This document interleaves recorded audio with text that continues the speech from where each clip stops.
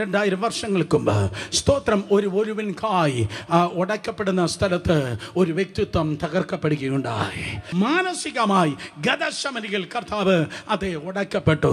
ശാരീരികമായി ഗബദ എന്ന കൽത്തളത്തിൽ അവൻ ഉടക്കപ്പെട്ടു. 600ഓളം പടയാളികൾ അവർക്കുണ്ട്.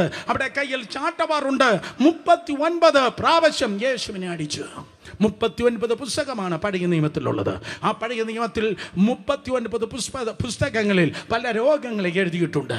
അതിൽ നിന്റെ ക്യാൻസർ ഉണ്ട്, അതിൽ നിന്റെ ഡയബറ്റിക് ഉണ്ട്, അതിൻ്റെ സ്ട്രോക്ക് ഉണ്ട്, അതിൽ നിന്റെ ഹൃദയരോഗമുണ്ട്, അതിൽ നിന്റെ ബലഹീനതയുണ്ട്, നിന്റെ വാതരോഗമുണ്ട്, നിന്റെ ഡയബറ്റിക് ഉണ്ട്. അതെ, ഞാൻ പറയട്ടെ, 39 അടിപ്പിണരുകൾ യേശു ഏറ്റെടുത്തത്. അവൻ്റെ അടിപ്പിണരുകളാൽ നിങ്ങൾക്ക് സൗഖ്യം വന്നിരിക്കുന്നു.